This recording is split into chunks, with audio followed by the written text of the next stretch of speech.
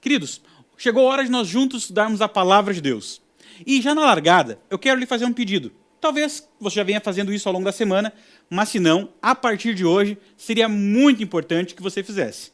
Que é o seguinte, pega a sua Bíblia, e nós vamos ver alguns textos da Bíblia hoje, e eu quero desafiar você a conferir na Bíblia. Daqui a pouco você fala, pastor, mas eu acho difícil, porque aparece ali, eu demoro a achar um pouquinho, e depois eu me perco. Então faz o seguinte, pega papel e caneta e anota os textos para depois você conferir na Bíblia. Porque é importante que eu e você construamos a nossa fé na palavra. A Bíblia fala assim, que a fé vem pelo ouvir e ouvir da palavra de Deus. Não dá para você acreditar em mim ou confiar no que eu digo só porque eu estou dizendo, só porque você está vendo numa tela. Não, Deus tem mais, mas muito mais para você na palavra dele. Por isso vamos confiar sempre na Bíblia. Dado esse recado, eu quero conversar com você hoje, como eu disse, sobre recusar imitações. O tema de hoje é recuse imitações.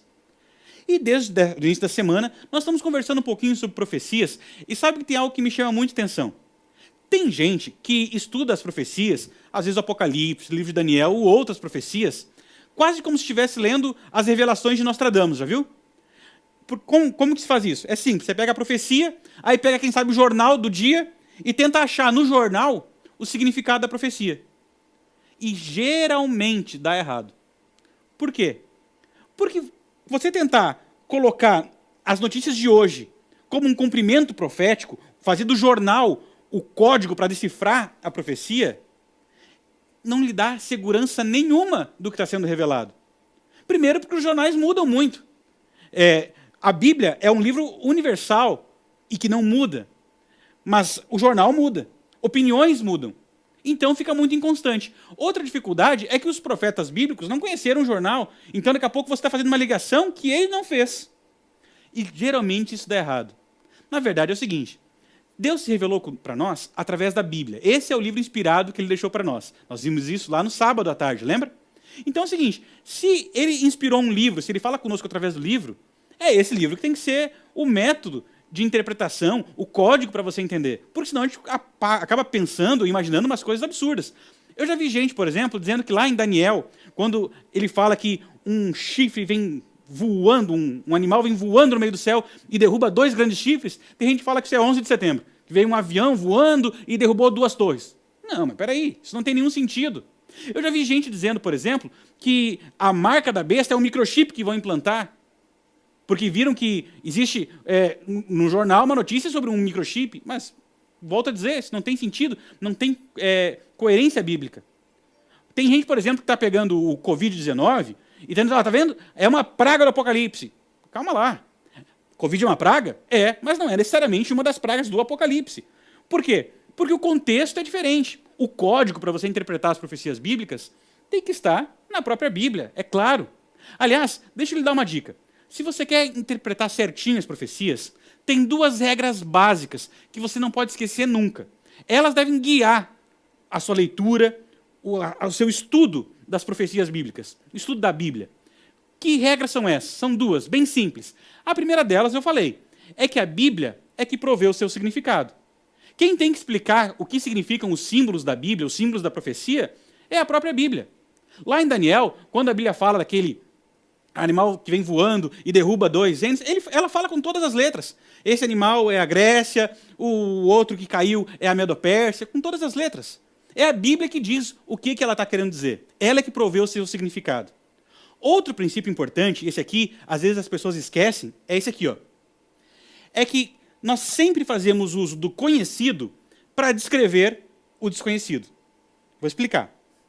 Muitas das profecias, muitas delas, principalmente as profecias para o tempo do fim, que é o período que nós estamos vivendo agora, nós vimos isso ontem, anteontem, tanto em Apocalipse como no livro de Daniel, que são profecias para o tempo do fim, elas apresentam para os profetas, as visões apresentaram para os profetas, coisas que eles não conheciam. E sabe como é que eles descrevem aquilo que eles não conhecem? Com base no conhecido. Eles descrevem o desconhecido usando o conhecido. Vou dar um exemplo que a minha geração vai entender. Se você é mais novo, aí eu não consegui imaginar um que funcionasse com você. Mas a minha geração, que tem lá seus 35 a 40 anos, quem sabe um pouco mais, um pouquinho menos, talvez se lembre de um desenho que dava quando nós éramos crianças, chamado Os Jetsons. Lembra dos Jetsons? Era uma família do futuro que teoricamente, o desenho mostrava como seria o futuro. E aí você vê coisas incríveis, os carros voadores e coisa parecida. Mas presta atenção. O escritor, o camarada que criou os Jetsons, não fez uma viagem no tempo. Ele imaginou o futuro e tentou montar o futuro com base naquilo que ele tinha naquela época. Então, eu peguei aqui um celular, que é o meu celular, só para você entender como é que isso funciona. Vamos imaginar que ao invés de nós vivemos em 2020, nós vivêssemos, sei lá, em 1970, tá bom? E aí alguém mostra um celular para você, 1980, mostra um celular. Você não sabe o que é isso aqui. Não tem como você dizer assim, ó, eu vi um celular. Por quê? Porque você nem sabe que o nome desse negócio vai ser celular. É uma coisa que você não conhece. Como é que você descreveria, na década de 80, se você visse um celular? Talvez você ia dizer o seguinte, eu vi um telefone que não tem fio e as pessoas andam para tudo quanto é lugar e elas conseguem até se ver numa ligação. Você está descrevendo algo que você não conhece usando termos e expressões que você conhece. Por quem sabe, na década de 80, você sabia o que era um telefone, só não sabia o que era um celular. Quero que você imagine aí comigo. Pensa como é que vai ser a sociedade se Jesus não voltar daqui a 30 anos. Muitas coisas vão mudar. Vão ter invenções novas, as pessoas vão se vestir de um jeito diferente, quem sabe vão se alimentar de um jeito diferente. Mas se eu pedir para você descrever aquilo que você está imaginando, você vai usar expressões que você já conhece. Você vai dizer, quem sabe assim, as roupas vão ser assim. Porque você não sabe como é que é o nome daquela roupa, mas você sabe o que é uma roupa. Quem sabe as pessoas vão se alimentar por cápsulas, por comprimidos, não vai ter mais comida. Pode ser, mas perceba que você está descrevendo algo que você não conhece, usando expressões que você conhece. Cápsula, comprimido. Você entendeu o que eu estou dizendo? Então, olha, junta esses dois princípios. Que é a Bíblia que provê o seu significado. E que o desconhecido, ele é sempre descrito usando o conhecido. E você chega a um princípio, que é a junção desses dois, para que você usar sempre quando você estudar as profecias. Que é o seguinte. O profeta, ele descreve aquilo que ele já viu, com base naquilo que ele já conhece e que ficou registrado na Bíblia que ele tinha. Entendeu a regra? Bem simples. Bom, agora, com essa regra em mente, eu quero convidar você a estudar a Bíblia junto comigo. Começando por um texto que nós vimos ontem, e nós vamos ver algumas vezes nessa semana, a gente vai voltar para esse texto, que é Mateus, capítulo 24, o verso 24. Olha o que a Bíblia diz. Pois aparecerão falsos cristos e falsos profetas, que realizarão grandes sinais e maravilhas para, se possível, enganar até os eleitos. Quero que você perceba o seguinte, Jesus está dizendo que no tempo do fim, antes do regresso dele, algumas coisas vão acontecer. Vão aparecer falsos cristos e falsos profetas, agentes do engano, de um meio religioso, fica óbvio isso, que vão operar grandes sinais e maravilhas, e presta atenção, os sinais e maravilhas são grandes, são de verdade, não são mentirosos. O que é falso, o que é mentiroso, é o Cristo e o profeta. Mas os sinais, muitas vezes, são verdadeiros. Por que são assim? Porque tem um objetivo, que é enganar um grupo muito especial para Deus, que são os eleitos. Quem que são os eleitos? São os filhos de Deus, que amam a Jesus, que ele elegeu para a salvação. Foram predestinados para a salvação, foram escolhidos, os eleitos, os cristãos, de modo geral. Agora, preste atenção. Esse texto tem um detalhe importante. A Bíblia está dizendo que o grupo que Satanás quer enganar são os eleitos, os escolhidos. Agora, isso me chama a atenção. Porque os eleitos, os escolhidos, são pessoas que procuram obedecer a Deus, quem sabe conhecem a Bíblia, conhecem Jesus, se relacionam com ele. Não é tão fácil de enganar. Você pode pensar, nunca vai dar certo para enganar. Pô, vou lhe dizer, é capaz de dar certo. Primeiro, porque Satanás é o maior enganador de todos os tempos. Se um mágico consegue fazer uma coisa na sua frente e você não percebe o que está acontecendo, imagina Satanás, que é muito mais perto que qualquer mágico. Outro detalhe, é que os sinais e maravilhas são extraordinários. E geralmente a nossa atenção é chamada por sinais e maravilhas. Nós nos encantamos com isso. Ainda bem que tem um si. Ontem nós vimos, o que é o si de Deus? A revelação profética. Se não fosse pela profecia, ia enganar. Agora, como que ele vai fazer isso? Bom, primeiro eu quero deixar claro para você que ele vai fazer de tudo para enganar você. Você que quer se relacionar com Deus, que procura ser uma boa pessoa, Satanás faz de tudo para enganar você. Como é que eu sei disso? 1 Timóteo 4:1 diz o seguinte, o Espírito diz claramente, sem dúvidas, que nos últimos tempos, ou seja, agora, nos nossos dias, na reta final, alguns abandonarão a fé. Para um pouquinho. Se alguém está abandonando a fé, qual que é o pré-requisito? É que ele já esteja na fé. Não dá para abandonar aquilo que você nunca teve, onde você nunca esteve. Ou seja, a Bíblia está falando aqui, o Espírito Santo mostrou para o apóstolo Paulo, na carta que ele escreveu a Timóteo, que o ataque seria para aqueles que têm fé em Jesus. Aqueles que já estiveram crendo na Bíblia, confiando em Cristo. Esse grupo vai abandonar a fé e vão seguir, olha que absurdo, espíritos enganadores e doutrinas de demônios. Isso me assusta. Agora, ao mesmo tempo, eu penso assim, fala para mim, se Satanás, o capeta, um demônio, aparecesse na sua frente e assim, olá, boa noite, só que sou eu aqui, o demônio, eu vim enganar você. Eu vim mentir para você. Pergunto, você ia dar bola? Você ia acreditar? Mas lógico que não. Primeiro que é possível que boa parte de nós saíssemos correndo numa corrida disparada, né? Quem que vai querer ficar ali cara a cara com um demônio, né? Mas mesmo que você não tenha medo, se ele aparecer, você sabe que ele é um enganador, ele é o pai da mentira, você não ia dar bola. Só que ele criou uma estratégia. Olha que estratégia é essa. 2 Coríntios 11, 13 a 15 diz assim, pois tais homens são falsos apóstolos, obreiros enganosos, presta atenção, fingindo-se apóstolos de Cristo. E isso não é de admirar, pois o próprio Satanás se disfarça de anjo de luz. Portanto, não é surpresa que os seus servos finjam que são servos da justiça. O fim deles será o que as suas ações merecem. Olha o que a Bíblia está dizendo. Que nos últimos dias, Satanás vai enganar como? Se disfarçando. É isso mesmo. Ele e seus ministros vão se disfarçar de ministros da justiça. E é por isso que as pessoas vão acabar ouvindo esses homens, ouvindo essas doutrinas. Porque eles vão olhar para a pessoa e o disfarce é tão bem feito que vão pensar que são ministros de justiça, que são seguidores de Jesus, apóstolos de Cristo. Mas a Bíblia fala que são falsos apóstolos, eles estão tentando enganar. Mas você olha e está tudo certinho. Você olha para um desses camaradas e diz, mas isso é uma maravilha. Está falando coisa boa, só de bondade, só para fazer o bem, só sobre justiça, ministros da justiça. Só pode ser uma coisa de Deus. Mas presta atenção, o Espírito Santo está dizendo, abre teu olho, porque é um engano. Parece que é um ministro de justiça, parece que é um apóstolo de Jesus, mas por trás dos bastidores, quando tira a máscara, são agentes, são instrumentos de Satanás numa grande obra de engano. Está ficando claro isso para você e o perigo que nós estamos correndo nesses últimos dias antes da volta de Jesus? Se sim, hoje nós vamos ver na Bíblia como que Satanás vai fazer isso, para que você não seja enganado. Porque graças a Deus tem um se, lembra lá?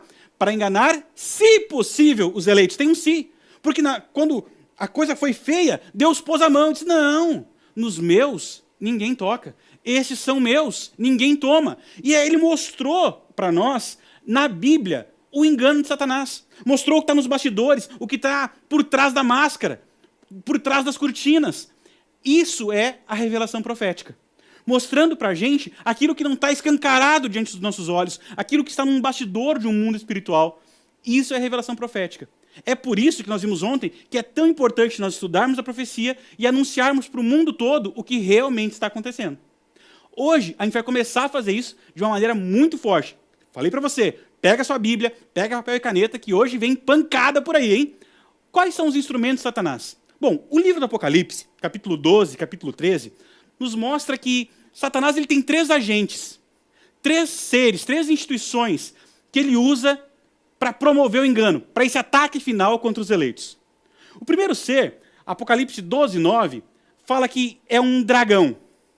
O segundo, em Apocalipse 13, 1, é mencionado uma besta, um animal forte, que sobe do mar, sobe das águas.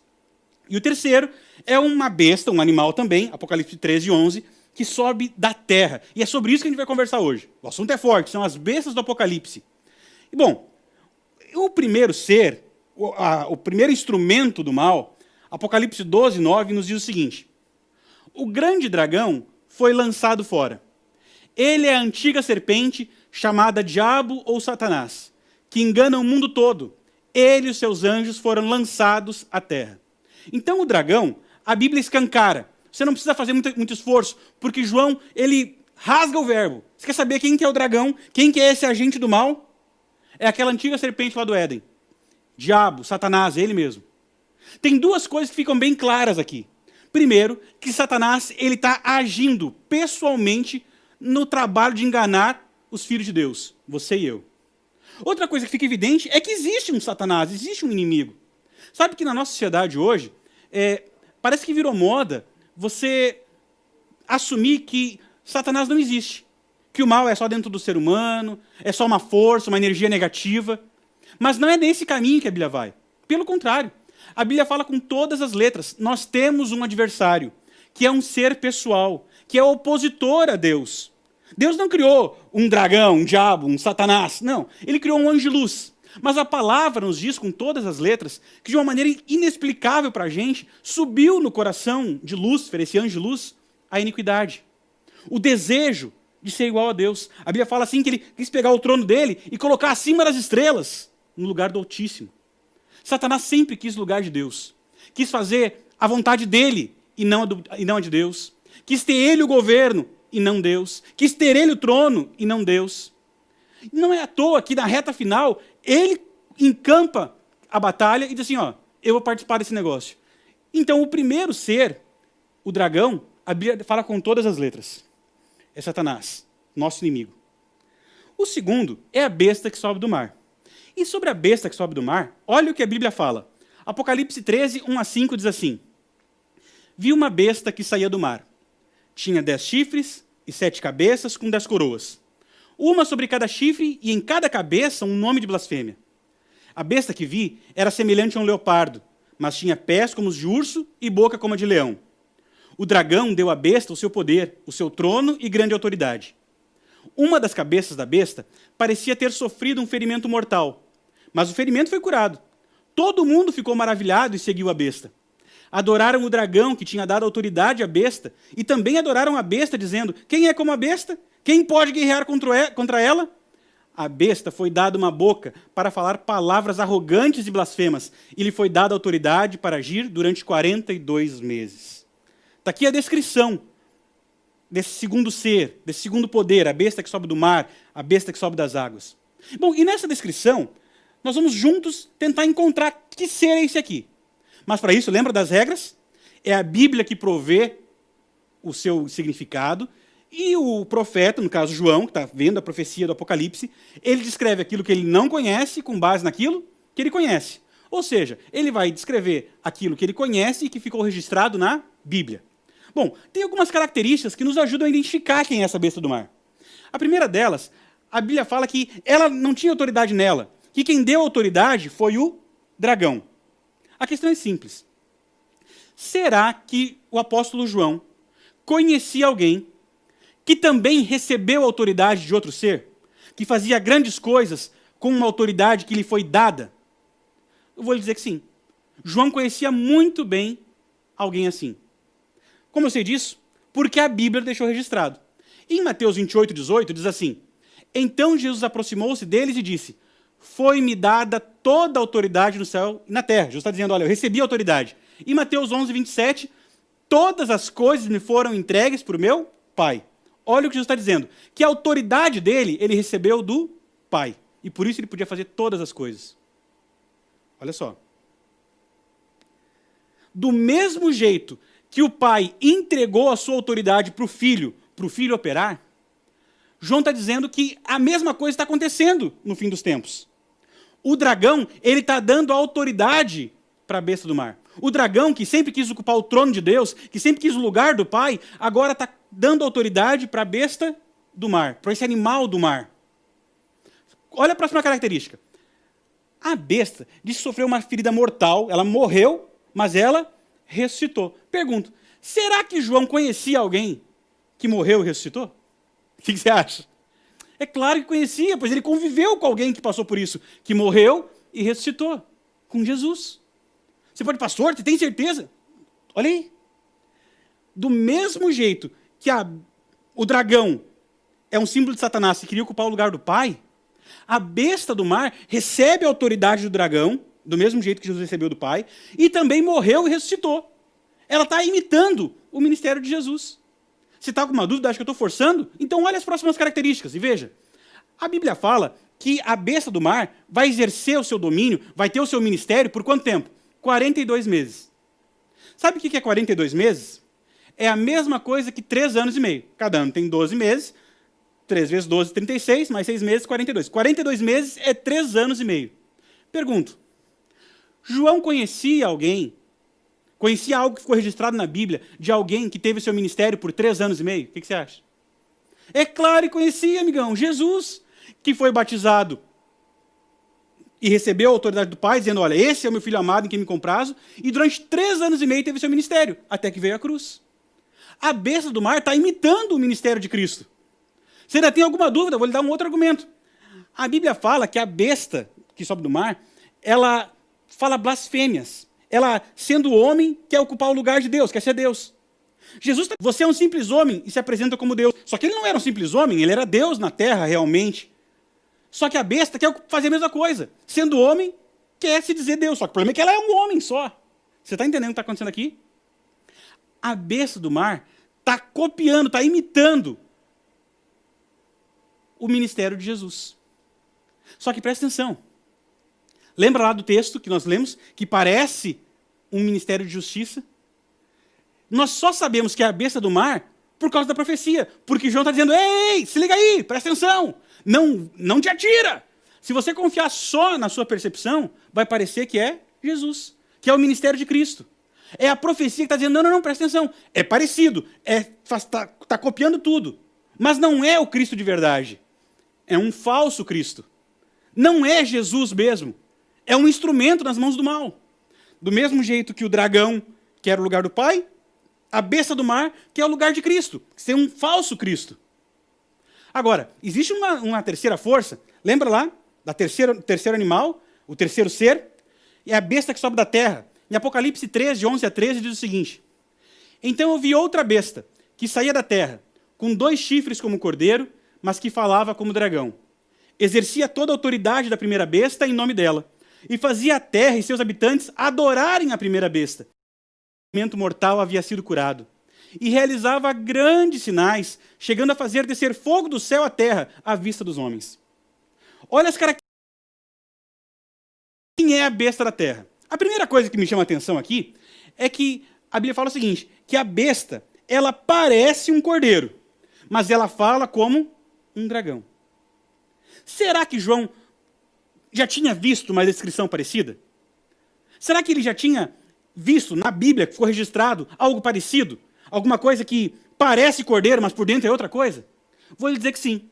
O próprio Jesus, lá em Mateus 7,15, deu um alerta. O alerta foi o seguinte, cuidado com os falsos profetas. Eles vêm a vocês... Sabe o que João está vendo lá na besta que sobe da terra? Ele está vendo um cordeiro que por dentro é um dragão. Fala como dragão.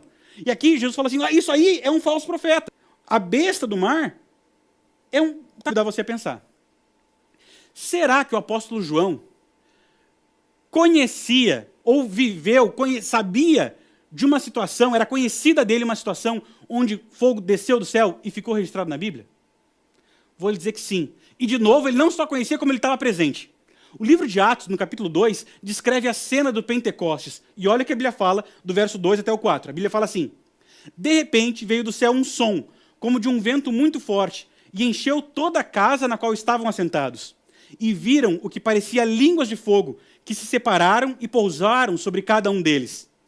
Todos ficaram cheios do Espírito Santo e começaram a falar noutras línguas conforme o Espírito os capacitava. Você está percebendo o que está acontecendo aqui? Quando o verdadeiro Espírito Santo veio, ele desceu como línguas de fogo, fez descer fogo do céu. E agora João está dizendo, olha, ele está imitando, está tentando fazer igual o que aconteceu no verdadeiro Espírito Santo, ele está imitando.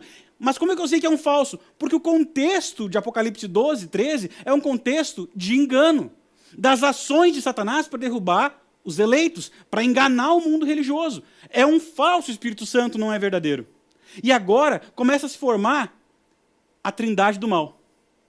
Do mesmo jeito que o céu tem uma trindade atuando em seu favor, intercedendo por você, defendendo você, guerreando por você, o mal também tem a sua trindade, uma trindade satânica, uma trindade do mal, que faz de tudo para enganar você, para afastar você do verdadeiro Deus, do verdadeiro Cristo. O dragão, a besta do mar e a besta da terra. Satanás, o falso Cristo e o falso profeta. Mas agora você pode estar pensando, tá bom, pastor, ok, estou entendendo. Entendi que são 3. Os textos me deixaram claro que é um falso Cristo e um falso profeta. Eles vão tentar enganar os eleitos, mas o Senhor disse que a profecia era para a gente não ser enganado. Como é que eu vou fazer isso? Porque pelo jeito que eu estou vendo, quando eu chego num local, eu não consigo ver isso de primeira, porque parece que é um culto de justiça, são hinos bonitos que estão sendo cantados, a palavra é de bondade, é de justiça. Como é que a gente identifica? Bom, vou lhe dar umas dicas. E agora eu quero lhe fazer um pedido. Se você está nos comentários, se você identificar, resista à tentação de dizer, é tal coisa. Não. Resista aí. Vamos deixar que o Espírito Santo, através da Bíblia, do que nós estudamos hoje, impressione a mente e o coração de cada um. Mas eu vou lhe mostrar. Já ficou evidente. O dragão é Satanás. Mas quem são os outros dois? Bom, quem é a besta do mar? Esse falso Cristo. A besta do mar, o falso Cristo, é, antes de mais nada, um poder religioso. Está evidente que todo o contexto aqui é religioso, não é verdade? Vou lhe dizer mais. Não apenas é um poder religioso, como é um poder cristão. De seguidores de Jesus. Porque não tem nenhuma lógica você imitar Jesus e se abraçar em outro caminho religioso. Isso não faz sentido. Então é um poder religioso, um poder cristão, que quer ter para si o ministério de Cristo. Afirma que ocupa o lugar de Cristo na terra. É o representante de Cristo, que é o lugar de Jesus. E porque é o lugar de Jesus, a besta do mar, o falso Cristo, essa instituição religiosa, ela afirma que tem autoridade para fazer o que Jesus fazia. Perdoar pecados, interceder por seres humanos. A Bíblia fala que nós só temos um intercessor junto ao Pai, um advogado, Jesus Cristo justo. Mas a besta do mar quer esse lugar, dizendo assim, não, eu posso interceder por você, eu posso perdoar os seus pecados, eu sou o representante dele. Tem mais. A Bíblia fala no livro de Hebreus que Jesus Cristo ele está agora num santuário que existe lá no céu, santuário celestial, onde ele está advogando em nosso favor, a nossa causa. Mas a besta do mar, o falso Cristo, está dizendo, não, tira, não tem santuário lá, o santuário é aqui na terra, eu que intercedo, traz até o altar aqui para a terra, dizendo que é aqui que a coisa acontece. E agora eu lhe pergunto, eu não vou lhe dizer, mas convido você a ser o mais franco e honesto possível com você mesmo. Você conhece uma instituição, um movimento religioso que afirma ser o representante de Cristo na terra? Que afirma poder perdoar pecados? Que afirma que tem o altar e pode interceder por seres humanos? Jesus falou o seguinte, que quando ele fosse levantado no madeiro, ele atrairia a todos. Você conhece um poder religioso na terra, cristão, que diz que tem autoridade para liderar a todos? É um poder grande, enorme, é lógico. Você conhece? Bom, se você conhece, se você recebeu esse recado, eu quero lhe dizer, cuidado. Porque por mais que tenha um discurso bonito, por mais que tenha uma aparência de justiça, tem sido um instrumento para enganar os filhos de Deus. Mas se você não identificou, fique tranquilo. Ao longo da semana nós vamos continuar esses estudos. E eu creio de verdade que o Espírito Santo vai lhe mostrar.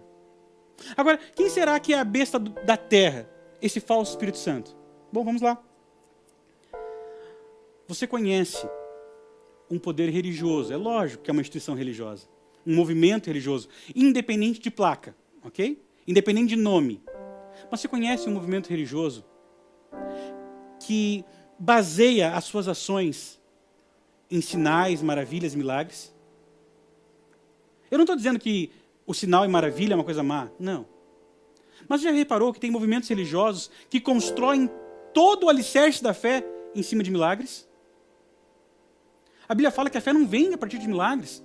A fé vem da palavra de Deus. A fé vem pelo ouvir e ouvir da palavra de Deus. Mas tem gente que deixa a Bíblia de lado para basear todo o seu discurso, toda a sua fé, toda a sua crença em operações maravilhosas. E quando eles fazem isso, eles falam o seguinte, que quem está agindo é o Espírito Santo. Mais do que isso, você conhece um movimento que afirma que é capaz de fazer descer fogo do céu e falar em outras línguas, como se fosse o Espírito Santo, e baseia nisso a manifestação do Espírito? Você conhece um poder religioso, um movimento independente, não é uma ou outra placa, mas você conhece um grupo religioso que anula a Bíblia, a verdade de Deus, e passa a seguir doutrinas que claramente vão contra aquilo que foi revelado. A Bíblia fala, por exemplo, que quando nós morremos, nós ficamos num estado de sono. A alma não é imortal, a alma morre. Mas você conhece movimentos religiosos que dizem, não, a alma é imortal. Está abrindo mão da doutrina bíblica, lembra lá? Por doutrina de demônio. Porque sabe quem foi o primeiro a dar essa ideia de que a alma é imortal? Satanás lá no Éden, quando a serpente diz, pode comer, é certo que você vai morrer. Essa doutrina não é bíblica, é demoníaca. Você conhece um movimento religioso cristão que afirma isso aí? Que diz que é movido pelo Espírito Santo e faz tais coisas? Bom, se você conhece, se você conseguiu identificar, eu quero lhe dizer, cuidado. Eu sei que você pode ter muito carinho por esse grupo, por uma denominação. Quem sabe por onde você criou, onde você cresceu, onde você foi evangelizado. Mas cuidado. Porque pode ter sido sim um instrumento para Deus te dar o primeiro recado, começar a trabalhar no seu coração. Mas nos últimos dias é um instrumento de engano, porque te afasta da verdade bíblica. Você não conseguiu identificar?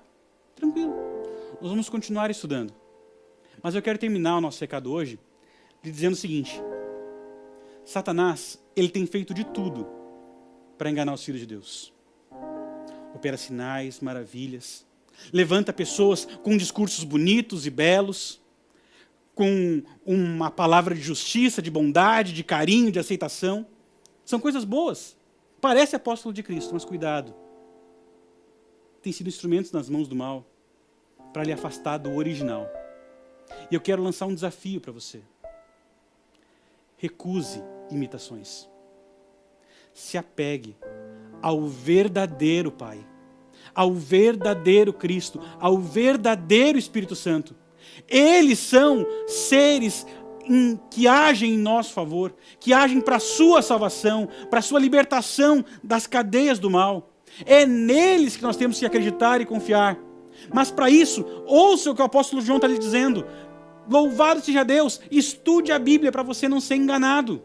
É na Bíblia que Deus se revela, é na Bíblia que Ele mostra o cuidado com você, desmascarando Satanás, mostrando os bastidores, dizendo, filho, não vai nessa, eu tenho um plano melhor para você, confia em mim, no verdadeiro Cristo, confia na minha palavra, na minha revelação. Esse é o plano de Deus para a sua vida, que você se entregue para um verdadeiro Cristo, que você seja ungido e batizado pelo verdadeiro Espírito Santo, que você esteja nos braços de um verdadeiro Pai, de um verdadeiro Deus, que lhe ama e quer lhe salvar. A cada dia, a cada noite, nós vamos continuar estudando a Bíblia, mas eu quero lhe fazer um desafio hoje. Hoje é um dia de você tomar uma decisão, amigo. Hoje ficou escancarado parte do processo que Satanás faz para nos enganar.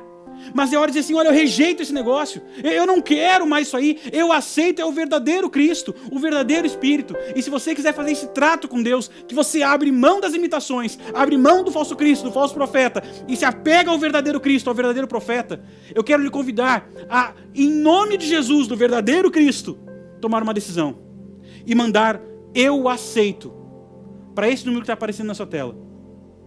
Código 47 99 654 8796. Esse eu aceito é você declarando para o universo inteiro ouvir que você aceita o verdadeiro Deus, o eterno, como o único Deus da sua vida. O verdadeiro Cristo, Jesus, nosso único Senhor, como seu Salvador. O Espírito Santo, o verdadeiro Espírito Santo, como um agente que transforma a sua vida a cada dia. Você também pode fazer isso através de um site, minhadecisão.com.br. Registrar ali a sua decisão. Hoje é o dia de rejeitar imitações, de se apegar ao legítimo, ao original, ao verdadeiro. Você pode pensar, pastor, mas por tanto tempo eu acreditei que era isso aqui que era o verdadeiro, e agora está me dizendo que não é. Pois eu quero dizer uma coisa. Em todo esse tempo, você não estava sozinho. Deus estava com você. Porque Ele está sempre conosco. Mesmo quando nós não podemos ver, mesmo quando nós não podemos entender, Deus está agindo em nosso favor. Ele está ao nosso lado. Ele sempre esteve ali.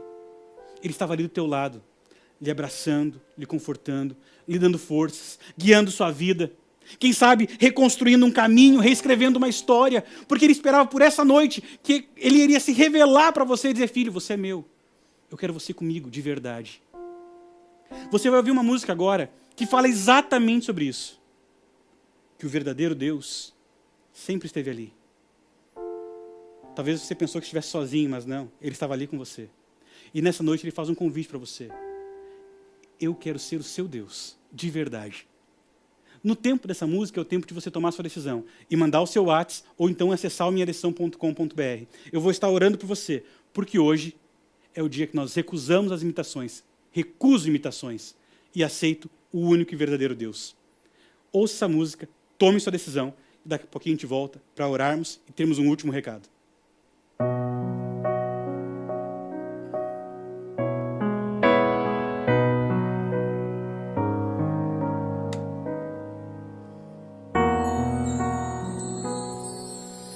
Vem estar ao meu lado, eu não sei por onde seguir. Está escuro e faz frio, minhas forças eu perdi. Os que eu amava partiram, meu caminho perdeu o sentido, e ao chorar no escuro percebi, havia alguém ali. Meu Deus estava ali.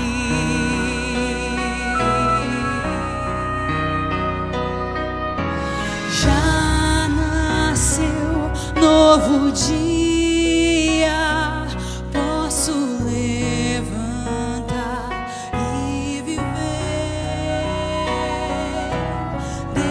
descobrir teu sorriso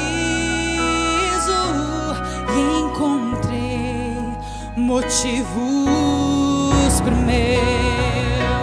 Na fraqueza achei tua força, no vazio achei teu abraço. Eu pensei estar só, mas percebi, havia alguém ali. Meu Deus estava ali.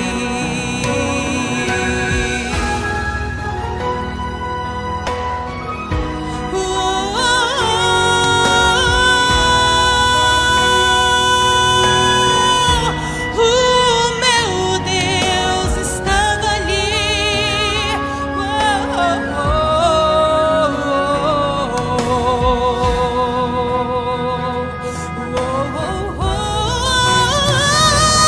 Na fraqueza achei tua força, no vazio achei teu abraço. Eu pensei estar só, mas percebi, havia alguém ali. Meu Deus estava ali. Já nasceu novo dia, posso levantar e viver.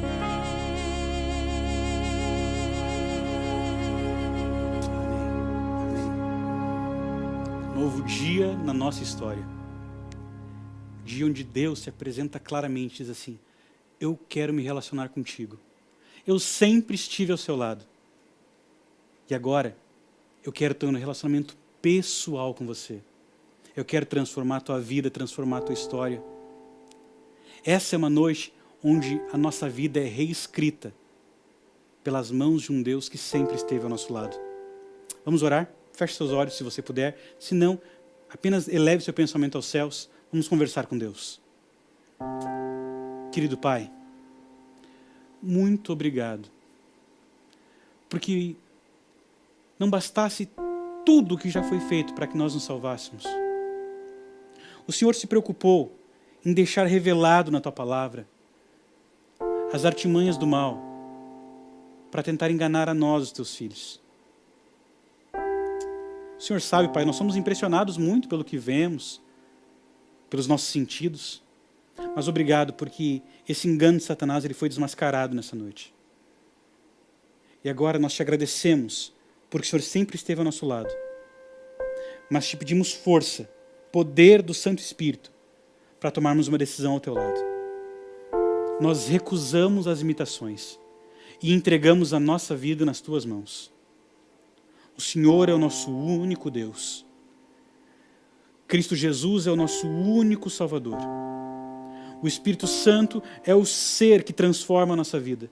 E nós não queremos mais imitações. Pai, muda a nossa história.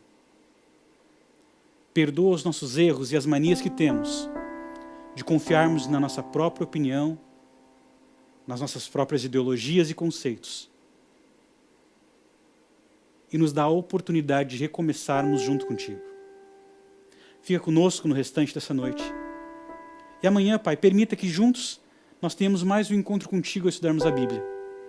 E nós te fazemos esse pedido e terminamos essa oração entendendo que nós não merecíamos sequer estar na tua presença. Mas terminando essa conversa, assinando a nossa oração em nome de Jesus. Amém.